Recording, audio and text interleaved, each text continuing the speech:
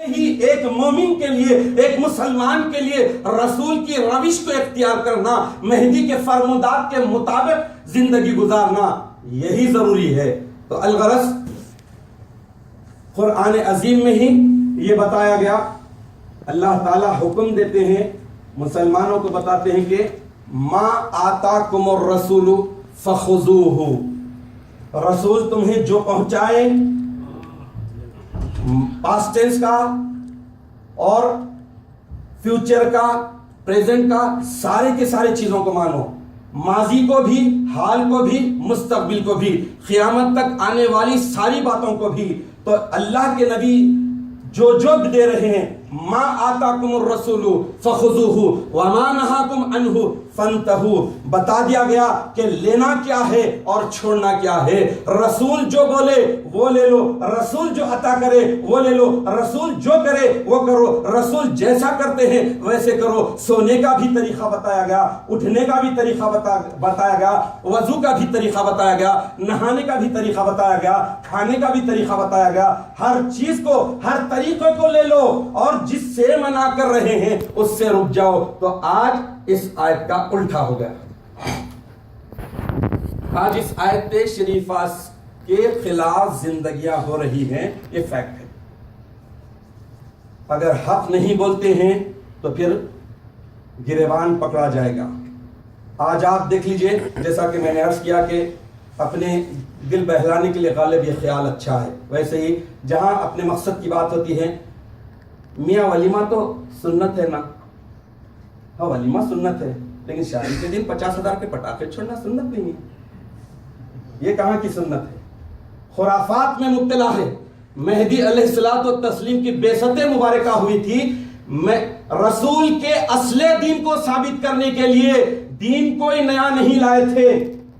رسول کی جو اصل روش تھی، کیوں کہ ہر نبی کی بعثت کے بعد دھیرے دھیرے اصل دین کو چھوڑا جاتا، فرقے نئے ڈویژنز بنتے ہیں، اور اس کے بعد پھر ایک نبی آتا۔ تو یہ نبی آخر الزمان کے بعد تو کوئی نبی آنے والے نہیں، ڈویژنز تو ہو چکے تھے، رافضی بن گئے اور دوسرے خدریہ، جبریہ وغیرہ وغیرہ بہت سارے فرقے بن گئے تھے۔ پھر اصل دین کو پیش کرنا تھا، اصل زندگی کے ٹارگٹ کو پیش کرنا تھا۔ تو مہدی کی بعثت قرآن کے مطابق، توریت و انجیل زبور کے مطابق، اور احادیث متواتر المعنی کے مطابق بھی، تو اصل دین کو مہدی علیہ السلام نے ثابت کر کے بتا دیا۔ ایک متاثر کن واقعہ شادی کے متعلق ہے، آپ کے سامنے رکھتا چلوں۔ حضرت بندگی میں شاہ نظام وحدت آشام رضی اللہ تعالیٰ عنہ کوئی چھوٹی ہستی نہیں تھے، اگرچہ کہ بادشاہ وقت تھے، لیکن اللہ تعالیٰ نے آپ کو حافظ قرآن بنایا۔ حافظ قرآن ہونے کے ساتھ ساتھ آپ علم کے سمندر تھے، اور ساتھ ساتھ ایک طرف آپ کو باپ سے ملی سو بادشاہت بھی تھی۔ بادشاہت کو ٹھکرا دیا، مہدی کی تصدیق کر لی، اس کے بعد درویشانہ زندگی ایسے بسر کی، فقیرانہ زندگی ایسے بسر کی، فخر و فاخے کی زندگی ایسے بسر کی۔ آپ دیکھیے کہ یہ بات یقیناً اس کان سے سن کے اس کان سے نکالنے کے قابل نہیں ہے۔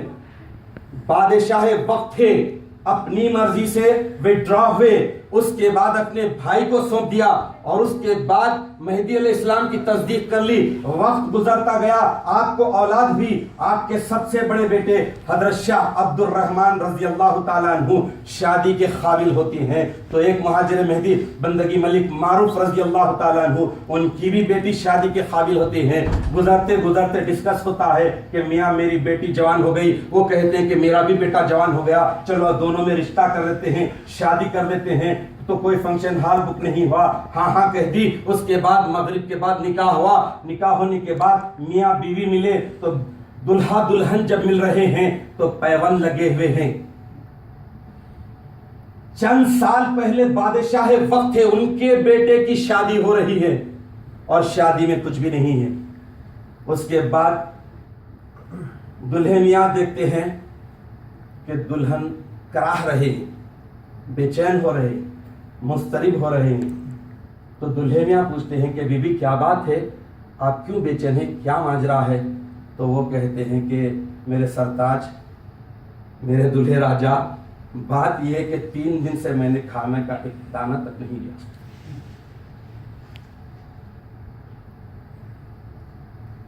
جب یہ دلہے راجا کہتے ہیں تو دلہن کہتے ہیں، تو دلہے میاں جواب دیتے ہیں کہ بی بی ماجرا یہ ہے کہ میں بھی 7 دن سے کچھ بھی نہیں کھایا۔ شادیاں کیسی ہوتی تھی اور کتنی سادگی کے ساتھ اللہ کو دیکھنے اور دکھانے والے تھے۔ الغرض نبی جو چیز دے دے اسے لے لو، اور جو چیز سے منع کرے اسے چھوڑ دو۔ اگرچہ کہ کئی چیزیں یوزٹو ہوتے اتنے ہم عادی ہو گئے ہیں کہ چھوڑ نہیں رہے ہیں، تو کم از کم دل میں ملال ہونا چاہیے کہ یہ گناہ ہے، یہ غلط ہے، یہ کام نہیں کرنا چاہیے۔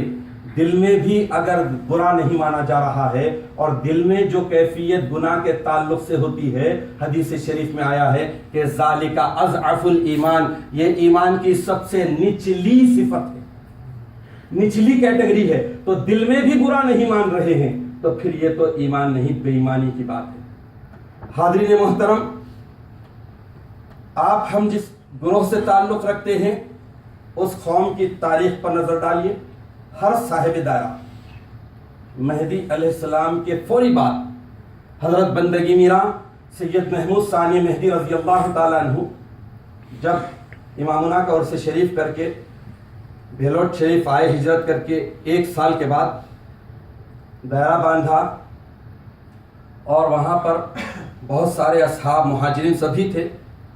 اس موقع پر آپ اندازہ لگائیے کہ ہر صاحب دائرہ اللہ، رسول اور مہدی کے اتباع کے سانچے میں پوری طرح ڈھل جانے کے باوجود ان کے ساری کا ایسا پتلا بنتے تھے کہ بندگی میراں ثانی مہدی رضی اللہ تعالیٰ عنہ کے تعلق سے روایت میں آیا ہے، یہ معمولی بات نہیں ہے۔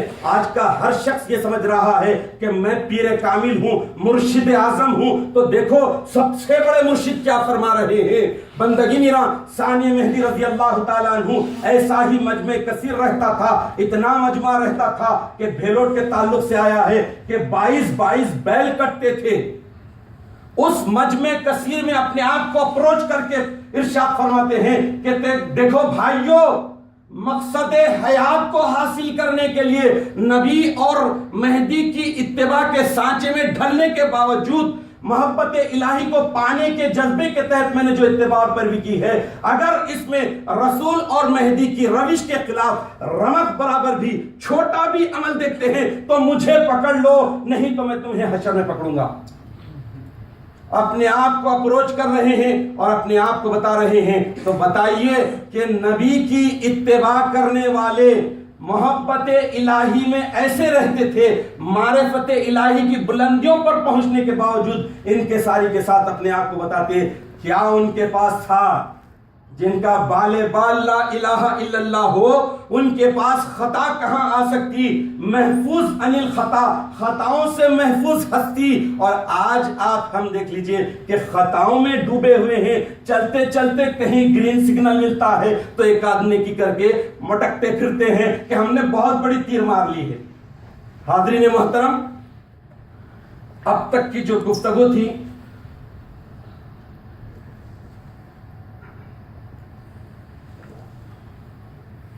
اس میں ایک قانون، ایک لا بتایا گیا،